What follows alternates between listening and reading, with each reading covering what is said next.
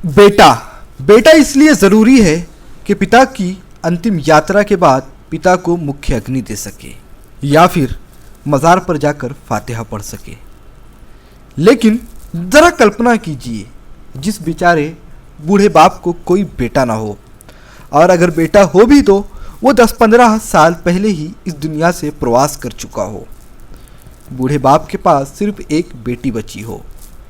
ऐसे में एक दिन बूढ़ा बाप बेटी के पास बैठे बैठे बातों बातों में यूं ही कह दे कि बेटा, अगर कल को मेरा देहांत हो जाए तो मेरे अंतिम संस्कार की सारी क्रियाएं कौन करेगा। उस वक्त एक बेटी अपने पिता को वचन देती है कि पिता, मैं एक बेटे की तरह तुम्हारे अंतिम संस्कार के सारे क्रियाकर्मों को विधिवत अंजाम दूंगी। आखिरकार वह दिन भी आया जब उस बेटी के पिता इस दुनिया से रुखसत हो गए।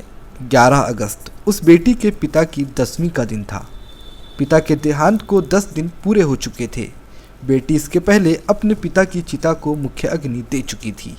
मुख्य अग्नि देने का यह नज़ारा तो हर किसी ने बार बार देखा होगा, लेकिन ज़रा सोचिए कि जिस दौर में लोग एक दिन पहले किया हुआ वादा भी भूल जाते हैं, उस दौर में एक बेटी ने अपने पिता के जीवन में उनसे किया हुआ वादा निभाया और पिता की 10वीं के दिन विधिवत पूजा अर्चना के बाद, अस्थियों का विसर्जन करने के बाद अपने बालों का मुंडन करवाया।